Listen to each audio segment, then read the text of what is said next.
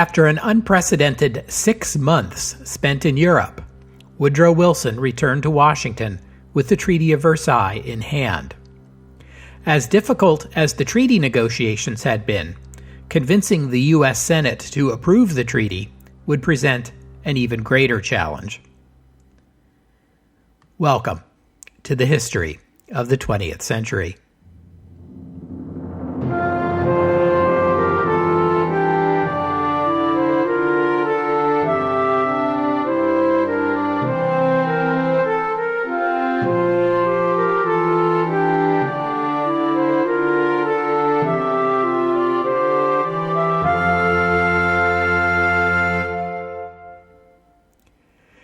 Episode 205, 1919, The United States, Part 3. President Woodrow Wilson spent about 6 months in Europe altogether in late 1918 and the first half of 1919. You may recall that his two immediate predecessors, Theodore Roosevelt and William Howard Taft, had been the first two presidents to leave U.S. territory while in office, which was regarded as controversial at the time. Some even questioned the constitutionality of an incumbent president traveling abroad. But neither Roosevelt nor Taft had been out of the country for anything like as long as Wilson was, and no subsequent U.S. president ever has since, at least not as of the date I released this podcast episode. Given how international diplomacy is conducted in our time, it seems unlikely any president ever will again. But who knows?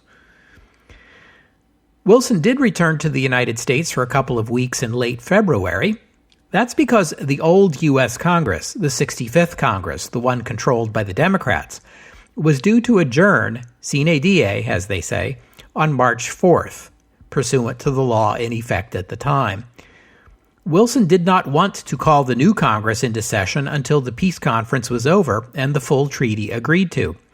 But the Republicans were already fighting him on this. They tried to stall the passage of appropriation bills until after the 4th in order to force the new Congress into session. Today, we might say, they threatened a government shutdown.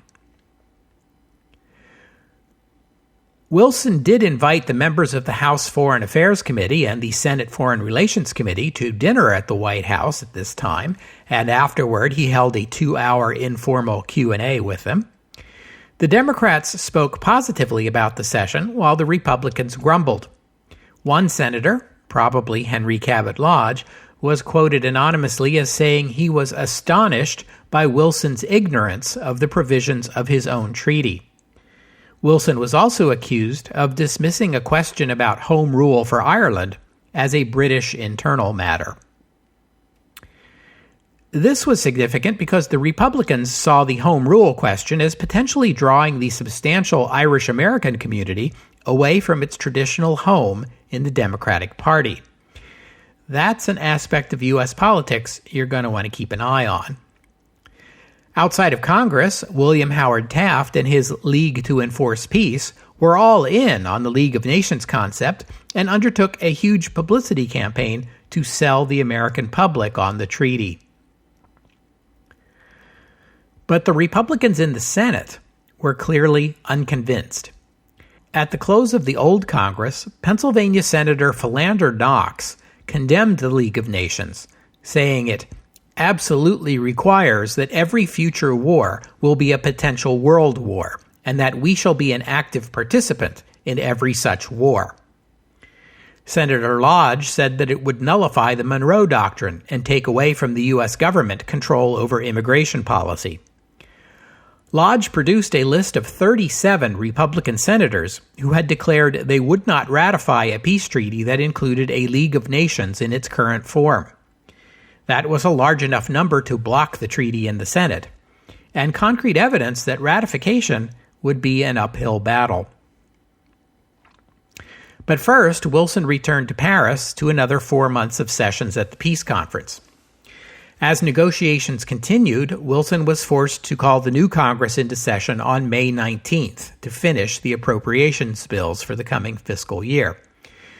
Wilson called on Congress to finally pass the constitutional amendment guaranteeing women's right to vote. After multiple failed attempts, it passed the House of Representatives 304 to 89 and finally passed the Senate 56 to 25. It would be ratified by the states as the 19th Amendment to the U.S. Constitution in time for women across the nation to vote in the 1920 presidential election. Wilson showed some evidence of health problems during this time. He had had a bout of the flu in 1919 at the tail end of the pandemic. He showed signs of fatigue and confusion and developed a tic. This caused his family and friends some concern, though he was still able to do his work. Only in hindsight do we wonder if they were signs of a more serious problem. In June, as the signing ceremony for the Treaty of Versailles was taking place in France, in the United States, the Chicago Tribune printed its assessment of the state of the treaty in the U.S. Senate. It identified 40 senators who supported the treaty, 39 Democrats and 1 Republican. 8 Republicans were identified as completely opposed. In the language of 1919, they were called the irreconcilables. In between stood 43 senators who would only support the treaty with modifications. In 1919, these were called reservationists. The others were undecided. I need to explain some of this, especially for my listeners outside the United States. The requirements to ratify a treaty agreement vary from one country to another. In democratic nations, the approval of the national legislature is often required, although in some parliamentary nations, the approval of the cabinet is sufficient. The United States has a uniquely difficult system. The House of Representatives has no role in treaty ratification at all, but before it is ratified, a treaty must be approved by a 2/3 vote of the United States Senate, often a difficult threshold to reach. Just ask Woodrow Wilson. You might wonder why the Constitution makes it so difficult for the United States to ratify a treaty. The explanation lies in the fact that the United States is a federation. The states that comprise the U.S. are sovereign entities, but the U.S. federal government is also a sovereign entity, making the U.S. a dual sovereignty federation. The Constitution resolves this seeming contradiction by delineating the boundaries of federal sovereignty and reserving to the states all sovereign powers not vested in the federal government. Now, the power to govern relations with other nations is explicitly a federal power, and this includes the power to conclude treaties. But here's the rub. A treaty agreement might also restrict the powers of a state government. To give you an example, in 1916, the United States and the United Kingdom entered into the Migratory Bird Treaty, which was an environmental treaty aimed at preserving certain species of birds that migrate between the United States and Canada by regulating the hunting and trafficking of live or dead birds, their eggs, their feathers, and their nests. It was quite properly the role of the federal government to negotiate and sign such a treaty, but there's also a constitutional difficulty here. The regulation of hunting and trading of birds is a state power that ordinarily the federal government would be unable to limit directly. Yet by agreeing to the treaty, the federal government has indirectly limited the sovereign power of the states in a way it could not do directly. The Senate approval process resolves this inconsistency. Since senators represent states, a 2/3 approval from the Senate is effectively the approval of 2/3 of the states. That's why the U.S. has this stringent requirement, because under the dual sovereignty framework, the states also have a right to weigh in on treaty questions. Within the U.S. constitutional system, you also have to ask this question. If the Senate decides it wants to adopt the Treaty of Versailles with modifications, how would that work? And would it require taking the treaty back to the other signatory nations for their approval of the modifications? Well, it depends. And this would be one of the questions that Wilson and the Senate Republicans will be hotly debating. One possible pathway would be for the Senate to amend the treaty, to change its actual language. This would definitely require the consent of the other parties to the treaty. If they did not consent, then the outcome would be the same as if the Senate had rejected the treaty. On the other hand, the Senate might approve the treaty as written, while in the same resolution declaring that the U.S. commitment to this or that provision of the treaty was subject to certain conditions, or reservations, as they like to say in 1919, hence the term reservationists for senators who wanted to see reservations made. Woodrow Wilson's position, understandably after 6 months of hard work negotiating this thing, was that adding reservations would undermine the treaty. It was already a complex document with a lot of moving parts. Fiddling with one could make the whole project unworkable. If the Senate reservations were numerous or represented substantial changes, the other signatories might well decide to treat U.S. ratification as no ratification at all. Well, that's the process. What was the substance of the Senate Republicans' complaints about the treaty? Well, they were many, but let's take a look at some of the most important ones. First was the decision the conference had made regarding the Shandong Peninsula. We already covered this in episode 200, but in summary, the Treaty of Versailles awarded the German concessions on the Shandong Peninsula to Japan rather than to China. This was a flat-out violation of the principle of self-determination, since no one doubted that the ethnic Chinese people who live on the peninsula wanted to be ruled by the government of China rather than by the Japanese emperor. Even Woodrow Wilson knew this and acknowledged it. This is the only case I'm aware of when Wilson actually admitted to bending his own principles. But the reason was plain enough. Wilson believed the Shandong Peninsula was the price that had to be paid to get Japan to support the League of Nations, and that Japan's participation was essential. But it was hard for a lot of Americans to swallow. The U.S. public of the time had a lot more sympathy for the Chinese position. Even worse, as the Republicans pointed out, the mutual defense principle of the League of Nations would require the United States to defend the Japanese ownership of the peninsula in any future war between Japan and China. That could be awkward. Second, there was the Irish question. Shouldn't the principle of self-determination apply to Ireland? As I said, there were a lot of Irish Americans who were hostile to Britain, and there were a lot of Republicans who saw an opportunity to split the Irish American community away from the Democratic Party. Wilson held to the view that the United Kingdom was a democracy, and therefore any dispute over the structure or composition of the UK could be resolved internally, democratically, within the constitutional structure of the United Kingdom. There was therefore no need to bring this dispute before an international forum. Third, there was the Monroe Doctrine. Wilson had gotten the conference to agree to a clause in the treaty upholding the Monroe Doctrine, but Republicans argued it wasn't strong enough.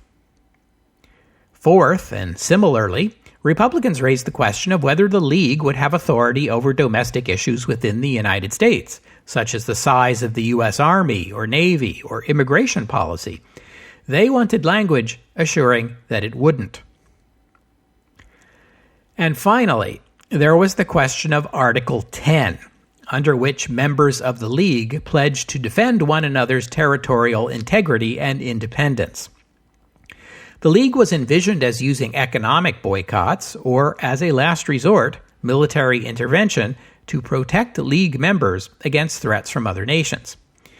The Republicans expressed concern that this would give the League too much power over U.S. trade policy, and worse, the U.S. military would be subject to endless calls to deal with conflicts all over the world.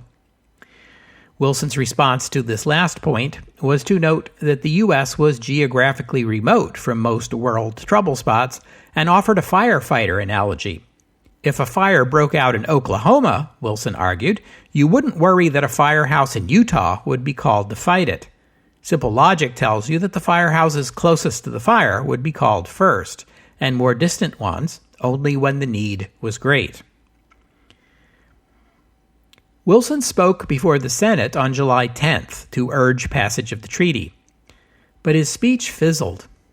Republicans complained that Wilson spoke only in pleasant generalities, a souffle of rhetorical phrases, one irreconcilable senator called it. He spoke to Congress again on August 8th. That speech was on domestic matters. These would be his last two speeches to Congress. Wilson had two possible paths, two strategies to get the treaty approved. One was to work the Senate, patiently, senator by senator, explain the treaty to them, explain why it was the way it was, and what trade-offs had to have been made in Paris in order to make the thing work. The other strategy was to go over the Senate's heads, so to speak, to take the treaty case directly to the voting public and persuade them that they needed the treaty and get them to convey that message to the senators who represented them. Wilson favored the second strategy here. He had been elected president twice, he was a talented public speaker, and he firmly believed the American public supported his position. His advisors, on the other hand, counseled the first approach. The treaty debate would be settled on the floor of the U.S. Senate, not at the ballot box, and the Senate, by design, was insulated from public opinion. 1/3 of the Senate had 5 years to go on their terms. Another third had 3 years. By the time they faced the voters again, the Treaty of Versailles would be yesterday's news. Wilson gave it a shot. He spent his summer on one-to-one meetings with senators, trying to persuade them to support the treaty. This was an unusually hot summer, even by Washington standards, and as you well know, it was a time of labor unrest, complaints about the high cost of living, and the aftermath of anarchist bombing campaigns. Wilson remained aloof from all of this, as well as from the violence of the Red Summer, even when it struck in Washington itself, and indeed, even when it came within sight of the White House. Again, you have to wonder if this aloofness was an indicator of failing health. I told you last time that Wilson was out cruising the Potomac on his yacht when the violence began in Washington. He did not cut his weekend short, and even after he returned to the White House, he made no public appearances and made no statement about the rioting. The press was told the president was suffering a bout of dysentery. Whether that was true, or whether we can take all this as a hint of some graver illness, is a question no one can answer with confidence. He was working the senators hard during this time, and no doubt that took a toll on him. In August, the Senate Foreign Relations Committee began hearings on the treaty, and the hearings quickly turned hostile. By this time, Wilson had abandoned his position that the treaty must be ratified as it stood. He was now saying he was prepared to accept reservations, but only if the reservations were not part of the actual treaty text. He insisted that the obligations the League of Nations covenant would impose on the U.S., such as the obligation to defend other League members, were moral obligations only, not enforceable legal ones. If all of this sounds nitpicky, that's because it is. Looking back at this debate from a modern perspective, it's surprising how weird and arcane some of the issues under debate were. For example, there was an article in the League Covenant that said any League member could withdraw from the League once it had fulfilled its commitments to the League. Senate Republicans worried that if the U.S. ever wanted to leave the League, that clause might be used to prevent it. Wilson argued that it was a moral commitment, not a legal one. In hindsight, all this seems a bit silly. Of course, if the U.S. or any other nation wanted to leave the League, it would be able to. How was anyone going to stop them?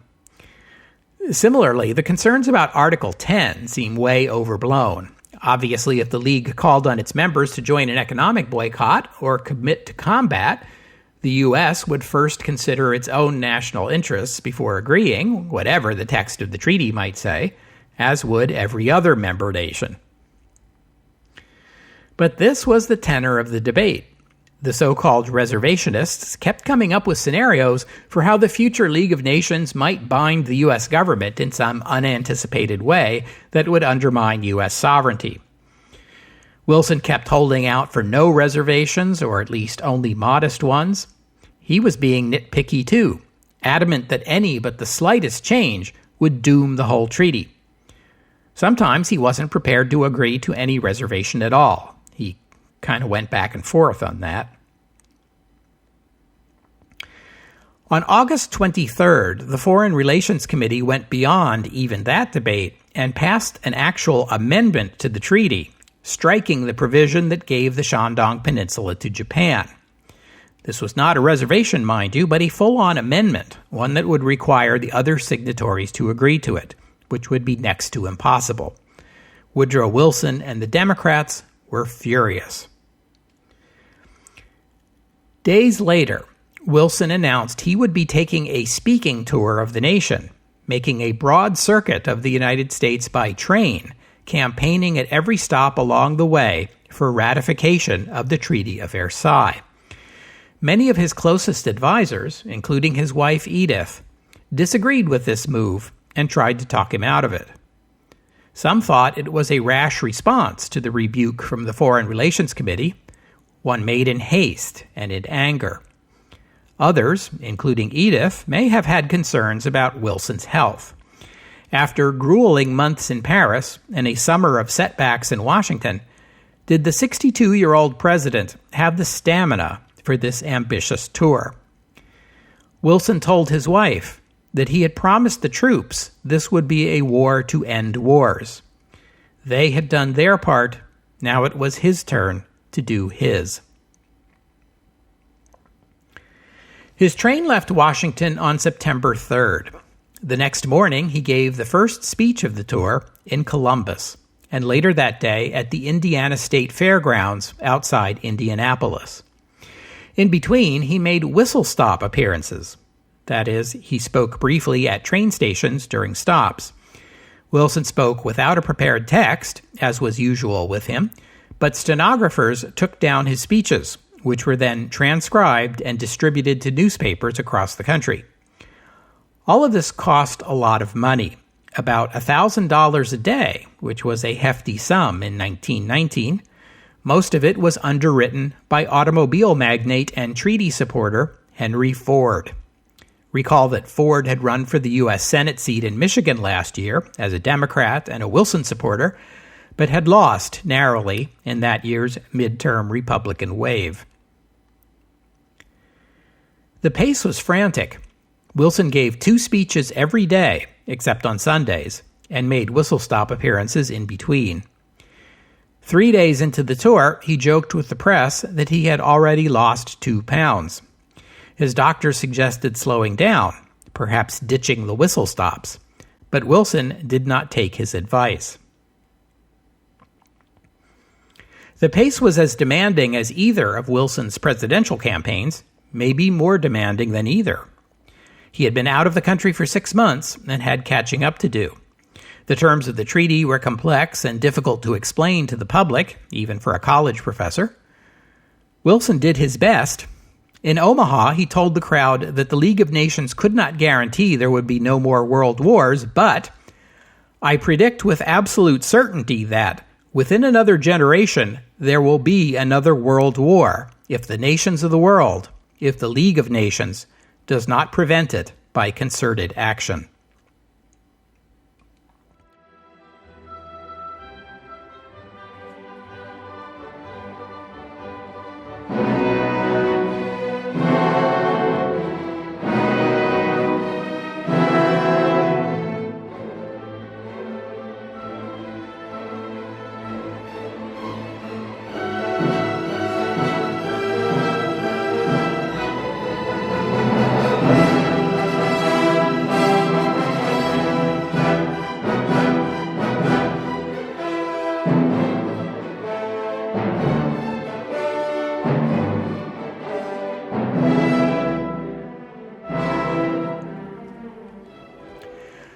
By the second week of the tour, Wilson's train was negotiating America's Great Plains, and the hot, dry climate appears to have affected his health. His speeches became disorganized. He wandered off topic. In Montana, he expressed, "My shame as an American citizen at the race riots that have occurred in some places." This was his only public comment on the Red Summer, and he followed it immediately with a harsh attack on the striking police in Boston. Meanwhile, in Washington, William Bullitt, the former diplomat who had resigned in protest against the administration's Russia policy, episode 184, appeared before the Senate Foreign Relations Committee and produced his copy of a memo from Secretary of State Lansing, no fan of the treaty.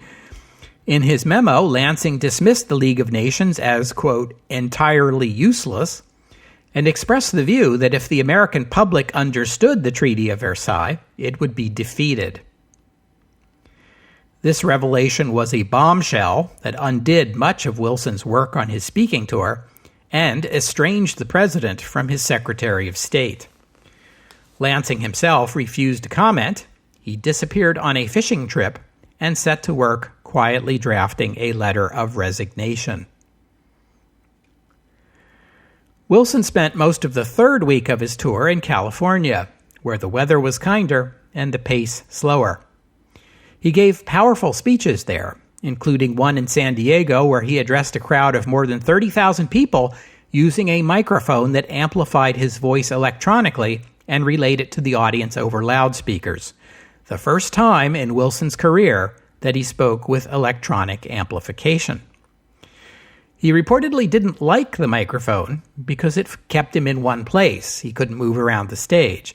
But the speech was a hit. He told the crowd he could accept reservations to the treaty that were intended as clarifications. What he could not accept, what the world could not accept, would be treaty modifications that gave the United States a privileged position among the nations.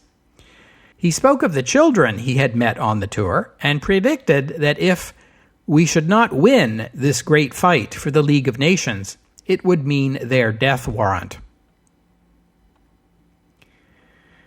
California seemed to be good for Wilson, but on the return trip, he showed signs of decline. He complained of headaches. He spoke to a crowd of 15,000 in the Mormon Tabernacle in Salt Lake City. It was hot and stuffy, and afterward, Wilson's jacket was soaked through with perspiration. Not coincidentally, the speech was a poor one. From there, he went on to Cheyenne and Denver, and then to the Colorado State Fairgrounds outside Pueblo on September 25th. That speech went better. Wilson cited the late Theodore Roosevelt on the need for a League of Nations. He ended the speech with this ringing declaration: "There is one thing that the American people always rise to and extend their hand to, and that is the truth of justice and of liberty and of peace. We have accepted that truth, and we are going to be led by it, and it is going to lead us, and through us, the world, out into pastures of quietness and peace, such as the world never dreamed of before." It was a great speech from one of the era's greatest speakers, and it would be his last major public address. After he finished and boarded his train, he was tired and in pain. His doctor thought he needed to take a walk, and so the train stopped about 20 miles outside Pueblo so that the president and the first lady could go for a walk. While they were out, a local farmer recognized Wilson and gifted him with a head of cabbage and a sack of apples. Back on the train, Wilson told everyone the walk had done him good. He insisted on staying up past 10 o'clock to make a whistle-stop tour in the small town of Rocky Ford, Colorado, population then of about 3,700. It's about the same today. There, he shook hands with some of the locals. Wilson went to bed, but he got up later that night, complaining he could not sleep because of a severe headache. He was nauseous and exhibited twitches in his face. The doctor tended to him, and Wilson finally drifted off to sleep at about 5 in the morning. His alarmed doctor advised his staff to cancel the rest of the trip. When Wilson awoke later in the morning, he at first resisted the idea. He worried that his political enemies would call him a quitter. But he soon gave in and admitted that something was wrong with him, and his train was rerouted onto a direct route back to Washington. The press were told the president was suffering from a digestive problem. Back in the White House, Wilson rested for the next few days. His headaches were too severe for him to get any work done. Then on the morning of October 2nd, Wilson complained that his left hand was numb. When he tried to walk, his left leg collapsed and he fell to the floor. Doctors found Wilson conscious but sluggish, his left side paralyzed. Woodrow Wilson had suffered a stroke. Specifically, it was what we today call an ischemic stroke, brought on by a blood clot. This kind of stroke comes upon the victim gradually and is rarely fatal, as opposed to the hemorrhagic stroke caused by internal bleeding, which is usually more sudden and more often fatal. Wilson remained conscious and aware of his surroundings. He retained his sense of humor, accusing one doctor who wanted to draw some of his blood of being in league with the Senate Republicans. But less than 2 weeks later, Wilson experienced a second, apparently unrelated medical crisis when he developed an infection of the prostate gland that led to urinary blockage and a high fever. There were no antibiotics back then, and the standard treatment would have been surgery, except that the stroke had left the president too weak for that option. Unlike the stroke, this infection was potentially deadly. The combination of these two conditions effectively made Wilson unable to function at all as president for about 6 weeks in October and November. During this period, Edith Wilson would permit no one, apart from Wilson's daughters, his doctors and nurses, and the White House servants, to see the president. The circle of people allowed to meet with Wilson gradually got wider, but Edith retained tight control over who could meet with her husband for several more months. It is sometimes said that Edith Wilson effectively ran the country for this period.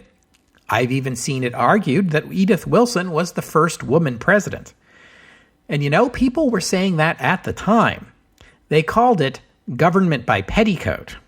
How's that for classy? And people still say these sorts of things today, but these claims are exaggerated.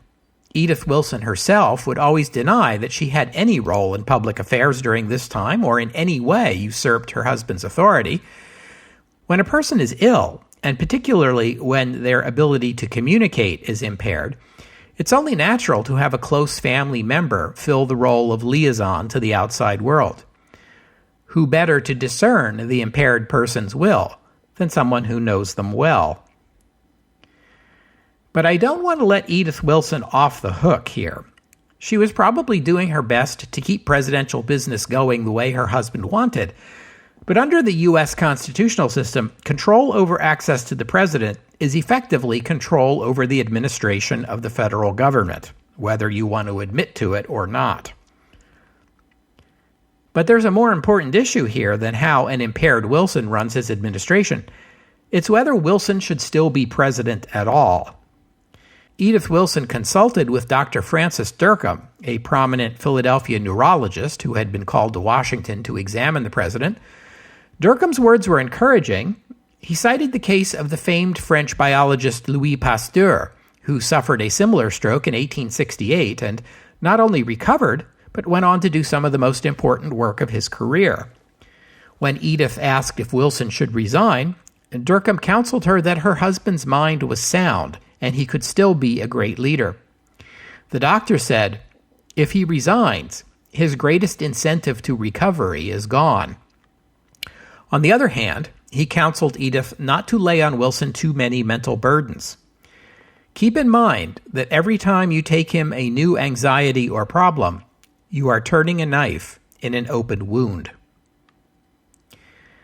So by keeping Wilson rested and in seclusion, Edith was merely following the medical advice she was given, and it's hard to blame her for that.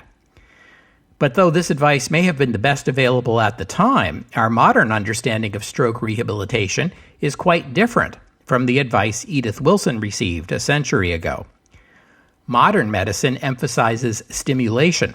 The patient should be up and doing things and interacting with other people as soon as possible. Exactly the opposite of what Edith was told to do. But again, I have to raise the larger question. Edith may have been doing what she believed to be best for her husband, keeping him in office but aloof from most of its burdens. But what's best for Woodrow Wilson the man is not the same as what's best for his country.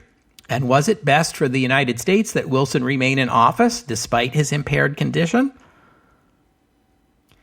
Within days after Wilson's stroke, the Secretary of State, Robert Lansing, was asking this very question.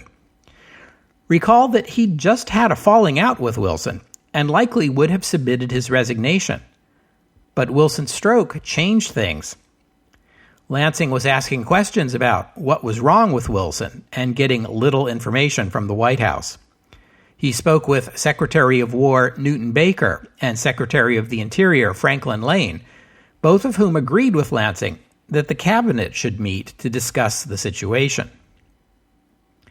And so they did, Monday, October 6th, just 4 days after Wilson's stroke. Lansing's motives in organizing this cabinet meeting without presidential authority came under scrutiny at the time and ever since. Lansing's relationship with Wilson was damaged, irretrievably broken, as it would turn out, and under the law in effect at the time, Lansing, as Secretary of State, was next in line for the presidency after Vice President Marshall.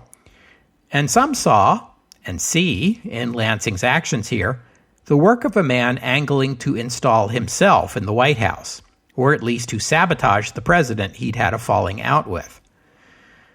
But there's no evidence to support these dark accusations, and it may well have been merely that Lansing was a government official concerned about the circumstances of the government in which he served.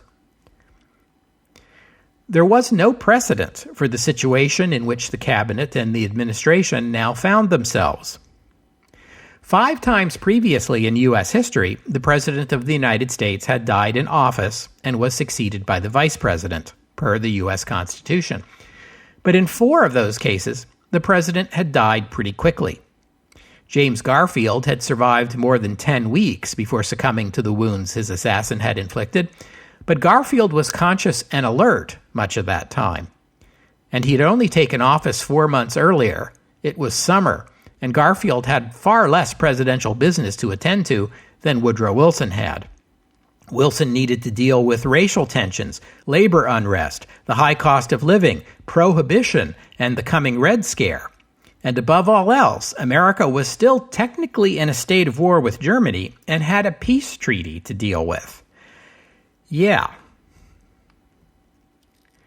The Constitution states that the Vice President should assume the office of President, and I quote, "in case of the removal of the President from office or of his death, resignation, or inability to discharge the powers and duties of the said office." It's that last passage, inability to discharge the powers and duties of the said office, that applies here. When the cabinet met, Lansing raised a difficult constitutional question no American had ever had to ask before. What constitutes inability to discharge the powers and duties? And who decides when and whether the president has become disabled? The cabinet sent for Wilson's doctor, the White House physician, Rear Admiral Cary Grayson, who was now the only person besides Edith Wilson who was seeing the president regularly.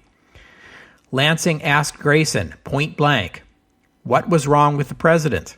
How long would he be sick? And was his mind clear or not? Grayson replied that the president's mind was very clear and that he had clearly expressed his annoyance at being told that a cabinet meeting had been called without him, and the president wanted to know by whose authority the meeting had been called and what was its purpose. Wilson's cabinet wilted. Newton Baker, the Secretary of War, replied that the cabinet was only meeting as a gesture of affection and asked Grayson to offer the president their sympathies and assurances that their respective departments were operating smoothly. So much for the cabinet. But what about the vice president, Thomas Marshall? Marshall and Wilson were not close, though Wilson's staff did inform Marshall about the president's stroke within hours after it happened. But afterward, Marshall was as much in the dark as anybody else. Some historians criticize Marshall for not taking a firmer stand.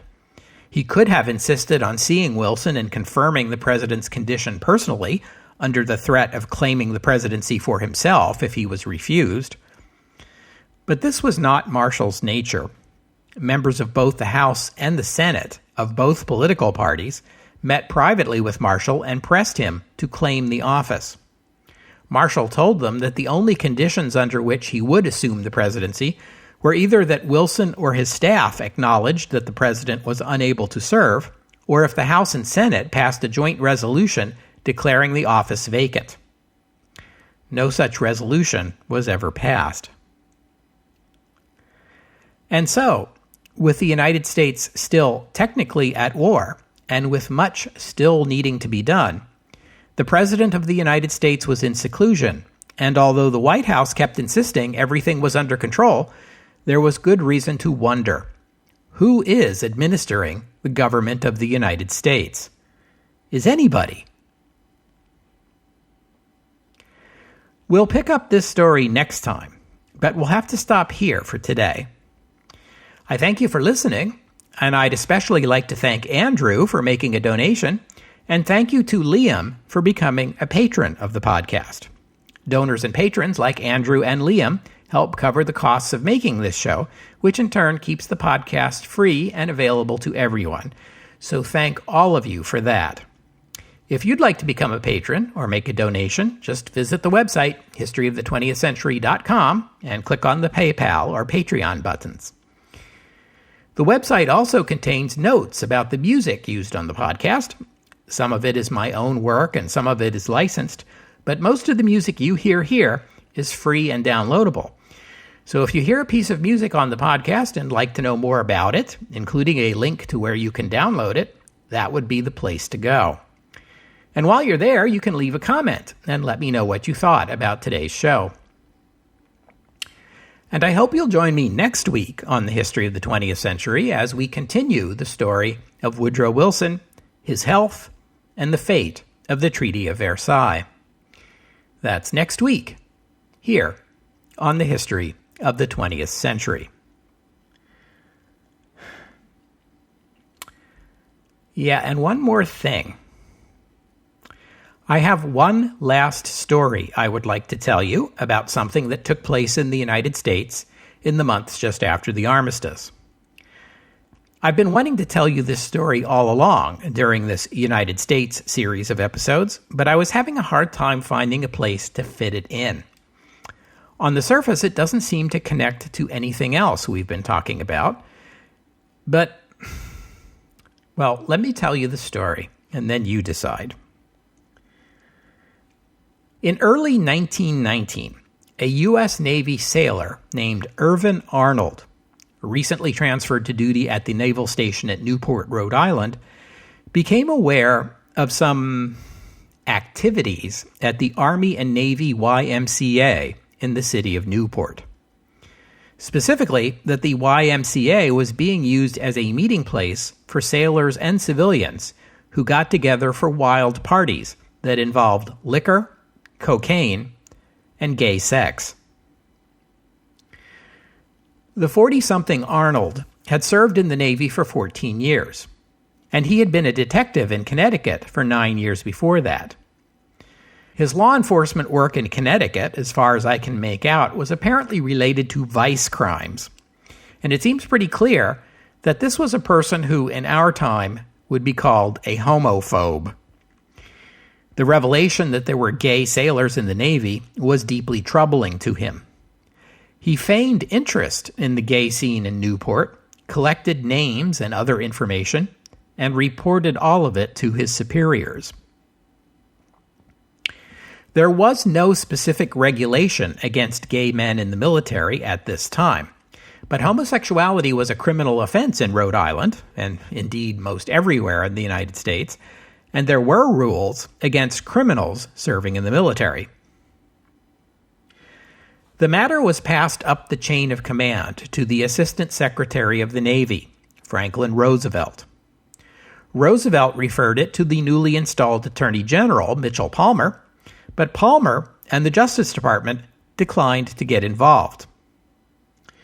Apparently not taking the hint, Roosevelt decided the Navy would investigate the matter internally, and a court of inquiry was set up. Irvin Arnold was assigned to the investigation. He recruited dozens of sailors to infiltrate this gay community, carefully selecting good-looking men in their teens and early 20s. The sailors spent weeks on their assignments. They were specifically ordered not just to observe, but to participate, to go all the way, as people said in my day, and to keep detailed written journals of exactly who and what and when. The arrests began in April. Frightened sailors caught up in this sting freely gave up the names of others until so many sailors were implicated that the head of the court of inquiry complained that the investigation was getting out of hand. In one particular moment of frustration, he demanded to know whether the Navy intended to hang the entire state of Rhode Island. More than 15 sailors were court-martialed. Some were acquitted or discharged, others sentenced to prison terms. This might have been the end of the story here, but the Navy was not content with merely prosecuting its own. It also wanted the civilians involved to be punished. It turned over evidence to the local prosecutor. As it happened, one of the earliest civilian prosecutions to come out of this investigation was of one of Newport's most prominent and respected citizens. The Reverend Samuel Neal Kent was an Episcopal priest in Newport, well regarded in the community and in the churches. He was head of an ecumenical group in Newport that ministered to the sailors at the naval station. Now, he was being prosecuted for sodomy. Looking at it from our 21st century perspective, it seems pretty clear that Reverend Kent was guilty as charged, although the charge was merely consensual sexual relations that would be perfectly legal in the United States of our time. But in 1919, most citizens of Newport, including the other clergy in the town, found it impossible to believe that a man who had so clearly devoted his life to good works and community service could be guilty of such a scandalous crime. Worse still, from the point of view of the prosecution and the Navy, was that this was a public trial, not a closed hearing like a military court-martial. Reverend Kent's attorney was able to publicly cross-examine the Navy's investigators and was able to draw out the full story of their methods, that sailors as young as 17 had been recruited by their superior officers to walk the streets of Newport like prostitutes, lie about their intentions, solicit civilians, use illegal drugs and alcohol with them, and then sleep with them, only to return to the naval station the next morning and report everything they had done to the Navy. Again, considering this case from our modern perspective, you might well think that this investigation was way overblown for what were, at worst, private, victimless offenses. You might also think that self-appointed guardians of morality shouldn't be in the business of recruiting what were probably naive and vulnerable, barely adult, or not even adult, young men to participate in the very booze and cocaine-fueled sex parties they claim to abhor. But then you might also think, well, this was 100 years ago. Attitudes were different back then. Only here's the thing. Attitudes weren't so different back then. Once these details came out, the good citizens of Newport were far more offended by the Navy investigation than they were by what it uncovered. The jury apparently felt the same way. They acquitted Reverend Kent.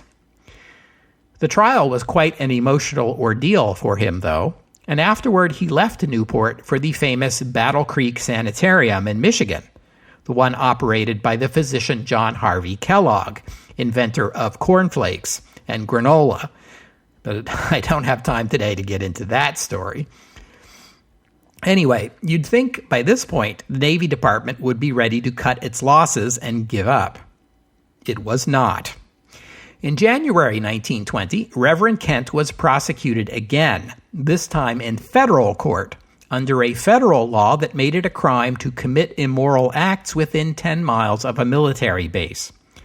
United States Marshals were dispatched from Newport to Battle Creek to arrest the hapless Reverend Kent at the sanitarium and drag him back for a second trial. The second trial went even worse for the government than the first one. 14 other clergy from Newport testified to Reverend Kent's good character, while the Navy investigators were subjected to another round of relentless cross-examination that established they were themselves guilty of everything Reverend Kent was accused of and more. This second trial also resulted in an acquittal. At this point in this story enters the Providence Journal. This is the same newspaper that got the conductor of the Boston Symphony imprisoned for not playing the Star-Spangled Banner before his concerts, episode 158. The only thing the staunchly Republican Journal liked better than a sensational scandal was a story that put the Wilson administration in a bad light, which made this story like catnip. The Journal covered it extensively. Then other newspapers across the country picked up on it, and the United States had on its hands its first ever gay sex scandal, which in turn led to an investigation by a U.S. Senate subcommittee. The Republicans on the subcommittee released a report in 1921 that harshly criticized Navy Secretary Josephus Daniels and Assistant Secretary Roosevelt, neither of whom held those positions anymore, since by now we are in the Harding administration. The New York Times story on the subcommittee report appeared under the headline, "Lay Navy Scandal to F.D. Roosevelt," and the subheadline, "Details are unprintable." The subcommittee also questioned why the Navy even prosecuted gay sailors. The cutting-edge medical opinion of the time was that homosexuality should be viewed as a mental illness rather than as criminal conduct. That being the case, Navy representatives were asked, wouldn't it make more sense to give these sailors a medical discharge rather than a prison term? The Navy did not take up the suggestion. As I said, I wanted to include this story along with the Red Summer stories of last episode, or with the Red Scare stories of 2 episodes ago, but it didn't seem to fit comfortably in either narrative. And yet, I cannot escape the feeling that somehow it is connected very closely with both of them. They all took place at the same time, these overblown fears of dangerous elements among our own people. They live among us, but they are not part of us, and they are working to undermine our society. That's the mindset. Are they all connected? I leave it to you to decide.